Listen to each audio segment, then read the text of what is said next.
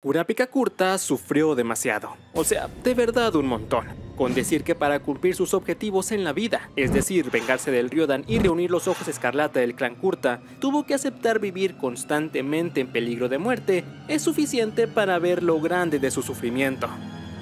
Pero, ¿será suficiente para considerarlo el que más sufrió en Hunter x Hunter?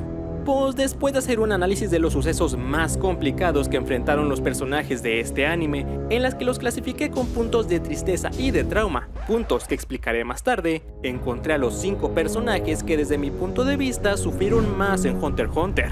Y a continuación yo, Antonio de qué personaje de anime, te explicaré cuáles son.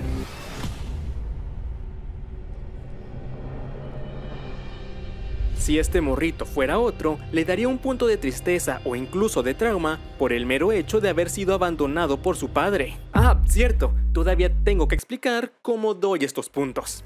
Mira, la cosa está así. Este tipo de puntuación la doy cuando ocurre cualquier tipo de acontecimiento que cause sufrimiento a un personaje, siempre y cuando no modifique en gran manera su personalidad ni objetivos. Mientras que este otro tipo de puntos lo doy cuando pasa algo que afecta drásticamente su forma de ser o pensar, y por esto mismo vale el doble que los puntos de tristeza. En este caso, pues sí, el abandono paterno fue una profunda influencia para que Gon buscara convertirse en Hunter. Pero más que ser impulsado por el dolor o la tristeza de no tener a su padre, lo que movía al morrito era una gran curiosidad por descubrir que fue tan importante como para no criarlo, así que ni siquiera cabe que le dé un punto de tristeza.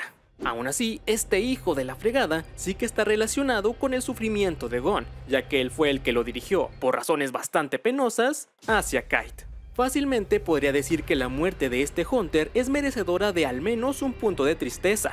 Sin embargo, creo que decir eso no sería algo preciso, ya que lo que más dolor le causa a Gon no es en sí la muerte de Kite, sino la forma y las causas de esta. Pero antes de ver eso, primero hay otro momento relacionado con el vínculo entre estos dos personajes, que aunque sea de pasada, vale la pena mencionar. Al morrito peliverde se lo papearon en varias ocasiones y de maneras bastante humillantes, pero nunca lo vimos sumido en la tristeza y la desesperación por eso, a diferencia de esta escena de aquí. Gon, por primera y única vez, se deprime genuinamente al sentirse como alguien débil luego de no poder derrotar a Knuckle, y por ende quedar fuera del grupo de exterminio, perdiendo la posibilidad de rescatar a Kite. Y tomando en cuenta que este es el mismo morrito impetuoso que en 2 peleas anteriores siguió luchando a pesar de que en una casi lo desnucan de un pelotazo y en otra le explotaron las extremidades, es obvio que esto de verdad le afectó, razón por la que recibe el primer punto de tristeza de este video. Claro que no tardó mucho en volver a ser la misma persona de siempre, al menos por unos días. Hasta que llegó un momento que no solo lo entristeció, sino que le creó una grieta en su mente que lo pondría al borde de la locura. Me refiero a ver el títere en el que se convirtió el cuerpo de Kite. El hecho de ver a otro ser humano convertido en prácticamente un juguete ya fue algo impactante para todos. Pero a Gon le afectó de una manera más profunda, porque fue él quien insistió en acompañar a Kite a una misión tan peligrosa. Y de no ser por los instantes que el peliblanco perdió intentando hacer que los morritos se alejaran del campo de batalla, no hubiera perdido un brazo, quedando vulnerable ante su oponente. Esto resulta en que además de impactarse por el estado del que consideraba un mentor elegido por su padre, también sintiera una culpa enorme por considerarse responsable de la situación. Tan culpable se sentía que reprimió sus reflejos para que el títere lo golpeara, tomando esto como un castigo por lo que había provocado. Ya con esto es un momento bastante doloroso, pero lo que lo lleva más allá es el objetivo que Gon se pone, y que como demuestra su mirada, estaba completamente determinado a cumplir, y de preferencia provocando el mayor dolor posible al culpable. Me refiero a curar a Kite, que si me lo preguntas me parece bastante inocente pensar que esto todavía tenía el alma de este sujeto. Pero pues supongo que con lo poderoso y sorprendente que puede ser el Nen, pensaron que era posible. El punto es que ponerse ese objetivo sumado al complejo de culpa por ver hacia Kite es lo que hace que Gon reciba el primer punto de trauma de este video. El primero de muchos. Y la neta, cuando empecé a escribir este video, inocentemente no pensé que fueran a ser tantos. Como ya mencioné, observar esto afectó la mente de Gon, tanto así que se ponía bien siniestro con cualquier cosa relacionada con Neferpitou y Kite. como cuando está casi nada de aplastar a Morel porque al tipo se le ocurrió ponerlo a prueba para ver si estaba capacitado para participar en la misión. Y pues ya ni hablar de cómo amenaza la vida de Komugi sin una pizca de humanidad. Evidentemente, esto demuestra que Gon ya estaba al borde de perder la cabeza, y entre su complejo de culpa, su odio a Neferpito y su característica capacidad de ser un impetuoso valemadrista, solo faltaba un empujoncito para que cometiera una locura. Y pues pasó, recibiendo otro punto de trauma en el proceso. La revelación de que Kaed ya estaba más muerto que mis ganas de ver el arco de Moro animado, provoca que el protagonista se tope de frente con la realidad. O sea, de que ya no hay forma de que pueda redimirse por lo que le pasó, cayendo inevitablemente en una ruta de pensamiento que lo llevó a considerarse el culpable directo de la muerte de Kaed y a que perdiera la cabeza por completo.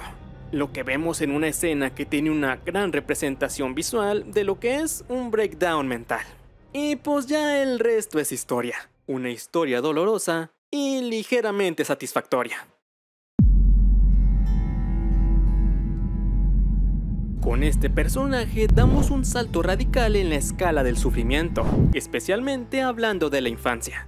Aunque Gon no tuvo un padre, tenía a la amorosa tía Mito y creció en un ambiente bastante amigable, sin mencionar que aprendió a temprana edad el arte de tener una gran cita con un presupuesto moderado. Mientras que Chrollo creció en el basurero de la sociedad Ciudad Meteoro, donde siempre existía la posibilidad de desaparecer o morir de un momento a otro.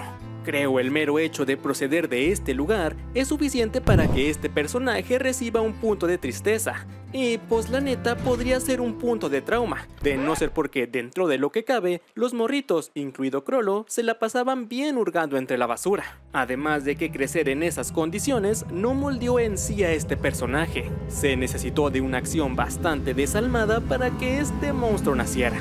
Hablo de la muerte de la alegre Sarasa, suceso suficientemente doloroso por el simple hecho de que encontraron una bolsa que dentro tenía su cuerpo en un estado lamentable. Además de que esto debió ser especialmente perturbador y doloroso para Chrollo, porque notó que los que atacaron a Sarasa grabaron todas las cosas horribles que le hicieron. Observar de primera mano una escena como esta sería lamentable sin importar quién es la víctima, pero es aún más trágico porque la morrita era la alegre y dulce casi hermanita menor de todos, además de ser una pieza importante para que se derribara la barrera que había entre Ubogin y Chrollo.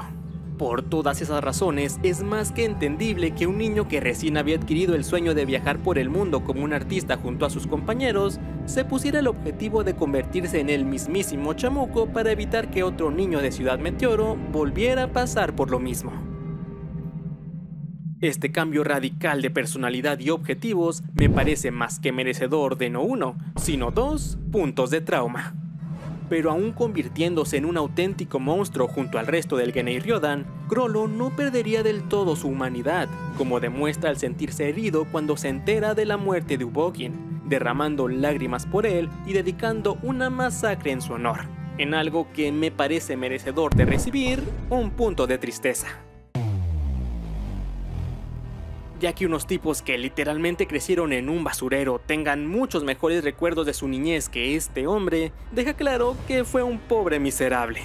Cosas como tener que trabajar como albañil desde niño, verse confinado a no poder moverse fuera de la cama de su propia casa, excepto en 2 ocasiones para ir al baño, tener que aguantarse las ganas de hacer durante la noche, parte del día en la que tuvo que aprender a dormir sin moverse, y vivir prácticamente sin cruzar palabra con otro ser humano, al punto de que a los 7 años todavía no hablaba del todo bien, son poderosas razones para darle directamente 2 puntos de trauma a Yairo.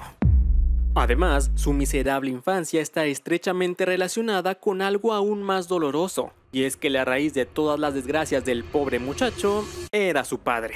Este maldito infeliz nunca trató a su hijo como una persona, viéndolo solo como un esclavo con el que podía conseguir más dinero para poder emborracharse. Aunque esto ya de por sí es algo terrible, lo más lamentable es que para Yairo, este asqueroso hombre era un dios. Una figura superior, inalcanzable e incuestionable, y lo que sería peor, alguien al que le importaba su existencia. Es justo esta creencia fantasiosa, o más bien la destrucción de esta, la que causa el trauma que lo lleva a odiar a la humanidad. Luego de que este hombre, que es igual de asqueroso que este otro sujeto, le restriega en la cara la verdad que Jairo había intentado negar. O sea que el único buen recuerdo que tenía de su padre, en el que lo estaba cuidando mientras estaba enfermo, no era más que un delirio, y quien lo estaba atendiendo era un vecino, mientras que a su padre le valía si vivía o no. Ya como último toque a este trauma, está el hecho de que luego de que Jairo intenta desquitar su furia y termina siendo humillado, ve cómo su padre pasa no muy lejos de ahí, lo observa siendo papeado sin piedad y lo ignora completamente. Es así que cae por completo la mentira que el muchacho había creado, convirtiendo la fe que tenía en su Dios en un gran odio, sentimiento que por extensión dirigió a toda la humanidad. Porque si tu deidad te falló, ¿qué puedes esperar de los demás? Así es, Kurapika terminó en segundo lugar de esta lista a pesar de su dolorosa vida, y es que el primer lugar de verdad que vivió una tormenta de desgracias. Aún así, este personaje no queda tan lejos. Empezamos, como no puede ser de otra manera, con el momento que lo marcó de manera definitiva, al mismo nivel que la muerte de Sanasa marcó al Genei Ryodan, quienes, irónicamente, provocaron esta tragedia. Y si pongo ambos sucesos al mismo nivel, es natural que Kurapika también reciba 2 puntos de trauma por esto. Cosa más que necesaria, tomando en cuenta que la masacre de los Kurta es lo que llevó a que Kurapika dedicara todos sus esfuerzos a poder dar con la araña para poder fumigarlos, llegando hasta el punto de, como mencioné al principio, trabajar en la mafia y poner en riesgo su vida para convertirse en alguien capaz de desvivir a monstruos como estos. Aunque con el tiempo eso cambió y decidió enfocarse en la búsqueda de los ojos escarlata, y es en medio de este cambio de prioridades que suceden más momentos que fueron difíciles para él. El primero de ellos es cuando junto al resto de la mafia cree que Chrollo ha muerto, lo que para él significaba que la araña ya no existiría. Esto provoca que Kurapika sienta que se está quedando sin propósito para vivir, en lo que son momentos bastante tristes donde lo vemos auténticamente devastado. Aunque esto también permite que pase unos momentos muy agradables con el resto de los protagonistas de Hunter x Hunter, en algo que la neta da mucho gusto de ver después de tanto tiempo sin verlos juntos. Tristemente, esta felicidad no dura mucho que digamos, luego de que Kurapika se entera de que la muerte de Chrollo fue un engaño y regresa a su búsqueda de venganza. Objetivo que no logra por razones que son dignas de recibir 2 puntos de tristeza. Lamentablemente para él, andar de impulsivo provocó que Gon y Killua fueran capturados por el Genei Ryodan y que la única manera de salvarlos sea intercambiándolos por Chrollo, que a muy duras penas había podido atrapar. Aunque si bien al menos puso en un buen aprieto al líder de la araña y pues provocó toda una aventura para que él pudiera volver a usar su nen, es indudable que fracasar en el objetivo al que le había dedicado su vida fue algo muy difícil para él. Aunque tampoco es que se arrepintiera de haber salvado a sus amigos, pero sí quisiera haber evitado salir corriendo como desquiciado. Además, como hechos que no me parecen lo suficientemente grandes como para darles otros puntos de tristeza, sino que más bien complementan lo difícil que fue no poder eliminar al Ryodan, tenemos por un lado que Chrollo deja claro que acabar con él no significaba destruir a la araña, sino que ésta seguiría adelante aún sin él, lo que complicó que tomara una decisión. Y por otro lado, tampoco fue fácil para él darse cuenta de que los miembros del Ryodan no eran 100% monstruos desalmados, y que al igual que él estaban dispuestos a arriesgarse para salvar a un compañero. Así es, Kurapika Kurta sufrió demasiado, y sin duda tendría el primer lugar de este video, de no ser porque sus apariciones importantes se dan solo en 3 arcos, 4 si tomamos en cuenta el del manga, mientras que el primer lugar tiene una participación privilegiada en 7 de los 8 arcos de Hunter x Hunter. Obviamente estaba hablando de este pequeño desgraciado.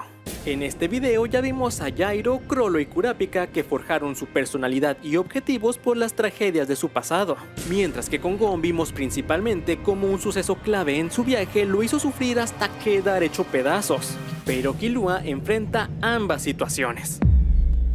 Primero hablemos de su pasado. Este morrito fue criado como miembro de una familia de asesinos, y además era visto como alguien con un talento virtuoso para el oficio familiar. Por esto, recibió un riguroso entrenamiento desde muy pequeño en el que se incluyeron actividades como recibir descargas eléctricas, ser sometido a diferentes venenos para poder generar inmunidad y ser abandonado en el Coliseo del Cielo hasta poder llegar al piso 200. Lo que tuvo grandes resultados y a los 12 años ya contaba con innumerables víctimas. Y siendo que formaba parte de una familia de asesinos, esto debería haber sido todo un orgullo para él. Además, los Soldic eran dueños de toda una montaña, así que dentro de lo que cabe, su vida no suena tan mal, sobre todo comparado con lo que otros personajes pasaron. El único inconveniente es que a diferencia de otros miembros de su familia, Killua no era un maldito chiflado, al menos no tanto, y él solo quería tener una vida normal en la que pudiera hacer amigos, resultando en que se pusiera el objetivo de convertirse en cazador en busca de otro camino en la vida, razón por la que considero la forma en que fue criado como digna de recibir al menos un punto de trauma. Pero por extraño que parezca, recibir tantas descargas eléctricas al punto de que dejaron de ser la gran cosa no sería lo peor que le pasaría al morrito, ya que como algo que merece de manera sobrada un punto de trauma, tenemos el hecho de que fue manipulado desde niño para evitar las situaciones desconocidas y los riesgos. Nuevamente parece que esto no es del todo malo, a final de cuentas esto lo ayudó a seguir con vida y posiblemente sin esa aguja no hubiera reaccionado tan rápido para llevarse a Gon cuando apareció Neferpito. Sin embargo, eso no quita el hecho de que estaba siendo obligado a moverse y actuar por la voluntad de alguien más y no la suya. Además, eso le provocó mucho dolor al empezar a pensar que era un defecto personal que provocaría que un día abandonara a Gon a su suerte, tomando la decisión de que era mejor alejarse de él antes de fallarle a su querido amigo. Por suerte, primero se dio cuenta de que todo era una manipulación de parte de Illumi y gracias a eso observamos uno de los más grandes desarrollos de personaje en los siguientes episodios. Aunque en medio de ese desarrollo hay más momentos de sufrimiento, que irónicamente son provocados por Gon. El primero de estos momentos fue cuando el morrito peliverde estaba tan fuera de sí que se atrevió a decirle a Killua que no le importaba tanto el estado de Kite como él, y por eso podía estar tan tranquilo. Evidentemente, escuchar al tipo al que había acompañado casi que hasta el infierno y al que le había aguantado tarugada y media menospreciando sus sentimientos y buenas intenciones le lastimó su corazoncito. Y pues la neta, de seguro también le dieron ganas de agarrarlo a fregadazos. Lo bueno es que al menos se pudo descargar con Youpi, a diferencia de lo que pasaría minutos más tarde. Conectando directamente con lo que vimos en el quinto puesto de la lista, o sea, Gon cayendo en la locura, ver a su mejor amigo transformado completamente en un ser que reflejaba el odio y sufrimiento que había en su interior, sin que él pudiera hacer nada para evitar que terminara autodestruyéndose, resulta en un momento que de verdad es muy doloroso. Tanto que creo que darle 2 puntos de tristeza por esto es lo justo y necesario. Después de todo este mar de sufrimiento, lo bueno es que las tarugadas de Gon llevaron a que Killua fuera a liberar a Alluka para poder curar al morrito peliverde, lo que de paso se conecta directamente con otro punto de tristeza. Este lo doy por lo complicado que fue para él intentar deshacerse de Nanika para que Alluka pudiera vivir de manera más tranquila, especialmente al escuchar cómo dice que lo quiere, momento en que de seguro su corazón se volvió a hacer pedacitos. Por suerte, Alluka logró que se arrepintiera de esta decisión y los tres pudieron hacer un último viaje con Gon. Después de todas las aventuras que pasaron los dos amigos, de que ambos cumplieran sus metas y en el caso de Killua adquiriera un nuevo objetivo, o sea proteger a Alluka, se tuvieron que separar, tal vez para siempre. Y por lo que Gon significaba para Killua, creo que este momento merece recibir otro punto de tristeza. Aunque tomando en cuenta cómo lo hacía batallar el morrito peliverde, tal vez no tanto.